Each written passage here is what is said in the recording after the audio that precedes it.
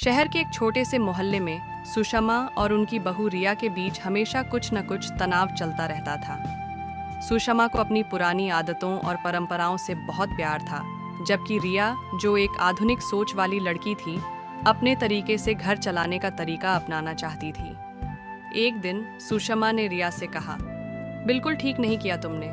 तुमने मेरे पसंदीदा पकवान को बिना मेरे बताए बनाना शुरू कर दिया है। रिया मुस्कुराई और बोली, माँ जी, आप हमेशा वही पुरानी रेसिपी बनाती हैं।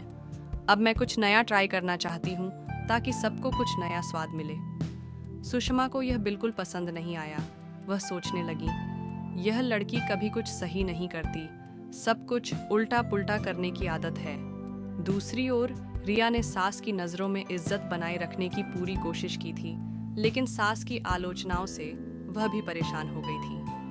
दिन बीतते गए और दोनों के बीच झगड़े बढ़ते गए। एक दिन रिया ने सोचा, अगर मुझे घर में शांति चाहिए तो मुझे पहले अपनी सास को समझाना होगा।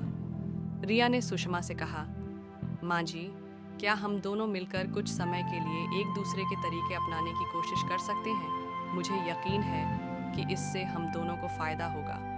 सुषमा थोड़ी चौंकी, लेकिन रिया के इस प्रस्ताव को सुनकर वह सोचने लगी। कुछ दिनों बाद सुषमा ने रिया के पकवानों को चखने की कोशिश की और पाया कि वे सचमुच स्वादिष्ट थे। और रिया ने सास की पुरानी रेसिपी को भी अपनी तरफ से कुछ नया ट्विस्ट देकर बनाना शुरू किया। धीरे धीरे दोनों के रिश्ते में समझदारी बढ़ी और एक दूसरे की आदतों को स्वीकार करने का तरीका भी आ गया। अब उनका घर शांतिपूर्ण था और सास बहू के रिश्ते में एक नई मिठास आ गई थी।